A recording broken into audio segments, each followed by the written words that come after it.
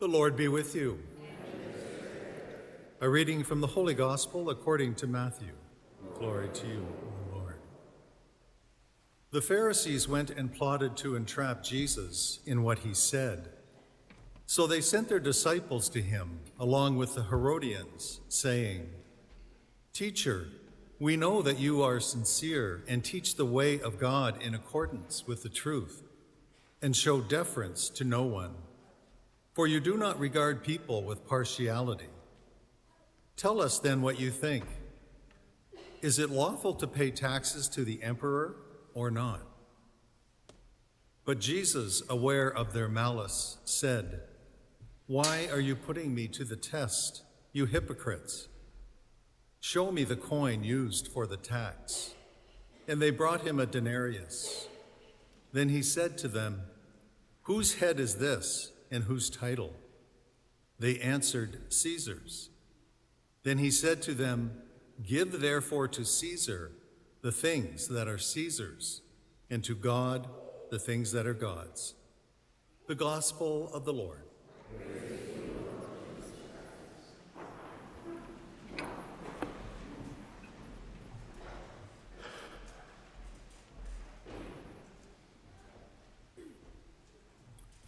Good morning, everyone. It's so good to be back with you once again. This gospel, on the surface, is about taxation. The question of whether it was lawful to give taxes to the emperor. But we know it was much more than this. The Pharisees and the Herodians were both trying to trap Jesus into saying something that they could use against him. It seemed like a lose-lose situation for Jesus.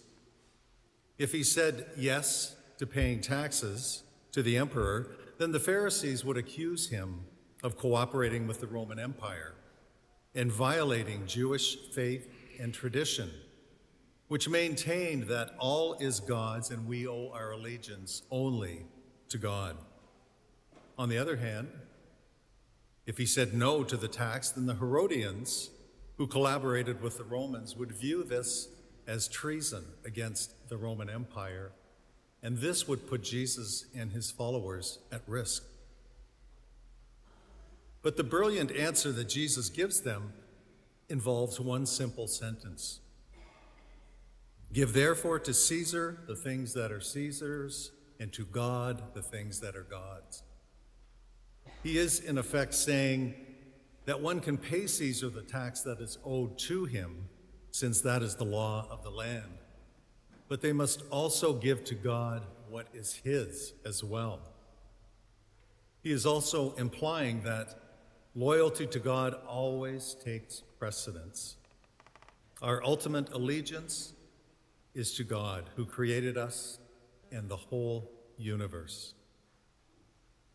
Just as the coin bears the image of Caesar, so each and every one of us here today bears the image of God deep inside us. His signature is written all over us. Our very selves belong to God, our Creator. Give to Caesar the things that are Caesar's, and to God the things that are God's. We must ask ourselves, what belongs to God? What kind of tribute do we owe to him? We can start by saying that we owe God everything: our lives, our possessions, our families, the peace and comfort that we enjoy in our society. The list goes on, but everything on that list God has created, even Caesar's precious Roman Empire. So how do we give tribute to God today? How do we give back to him, the one who has given all to us, even his only Son? How do we bear his image in us to the world around us? How do we answer his call to make disciples of all nations in his name? As I prayed these readings this week, I did so with a heavy heart.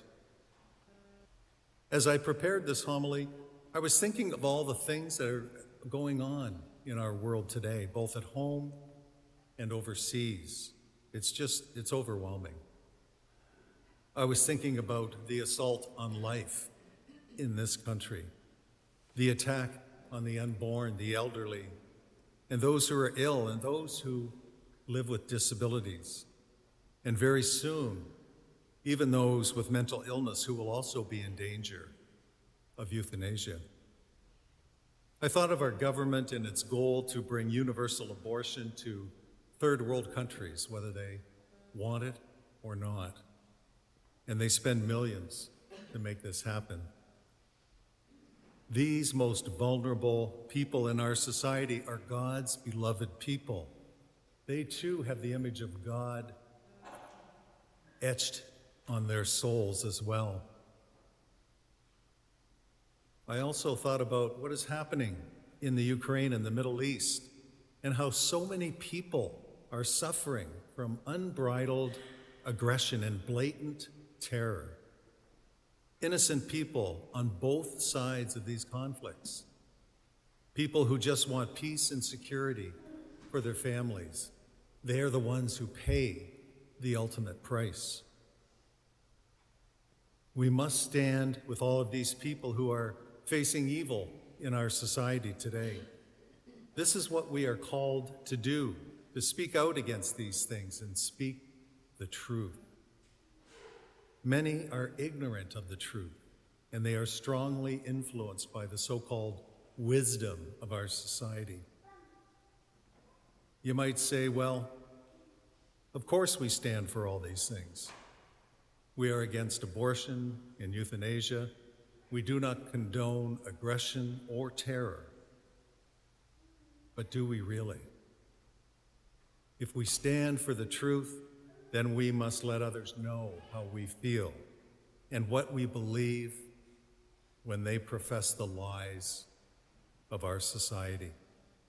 We must let others know that we stand for life and not the culture of death. When we do this, we offer another way of looking at things. We offer a view that lets love and compassion lead the way. We offer truth instead of lies. It is so important that we speak truth to falsehoods and love to hate.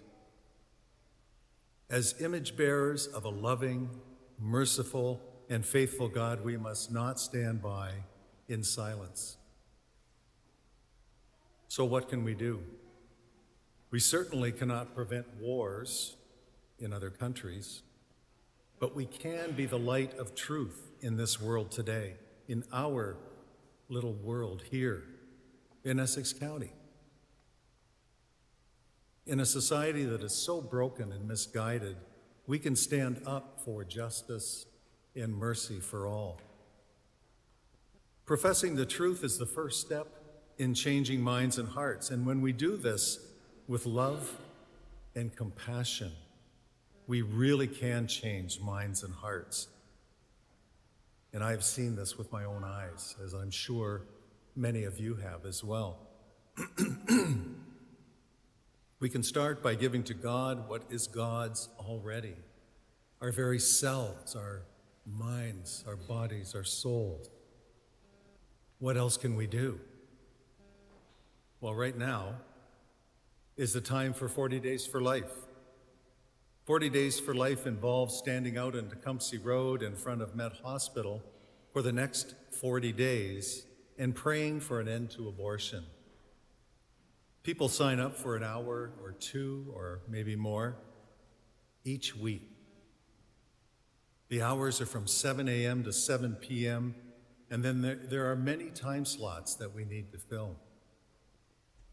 When we stand out there and pray and we hold our signs that say, "Pray to end abortion," we are speaking truth to lies. And we also pray for those who cooperated with abortion, that they will seek out God's infinite mercy and forgiveness that is available to every one of us. People need to see us out there. They need to be reminded of what abortion really is, the taking of innocent human life. People are changed when they witness us out there, and this too I have seen. Just imagine if each one of us here signed up for 1 hour per week for the next 5 weeks. There would be so many people out there praying for life that there is no telling what miracles could happen. Go with several people, your friends, and go when there are experienced people there to help you. If you Google 40 Days for Life Windsor, you will come to their homepage, and there's a phone number there, and there's an email address for Lori Eberhardt, who organizes this. Give her a call, ask her. She can answer all of your questions. Another example are the many organizations that support and uplift our community, the people who are homeless. Our parishes have the Society of St. Vincent de Paul that works with many homeless people. There are many volunteers also who work on the ground and work in the background, including students in our grade schools and our high schools as well. Contact one of our St. Vincent de Paul organizations in this parish and find out how you can help.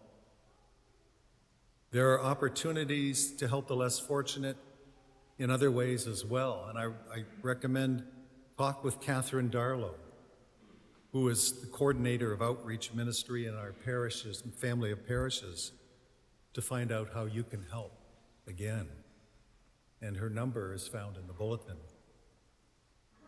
We can write letters to government, excuse me, and join organizations in our area that work towards addressing the causes of poverty and homelessness. And this is the work of justice, and it is vitally important. Money is always needed by these organizations and working for charity and justice. Today is World Mission Sunday, and this supports many, many dioceses throughout the world who are in need of financial help. Giving financially is always a good thing when we support those who are in need. You have heard the saying, the only thing necessary for the triumph of evil in the world is for good people to do nothing.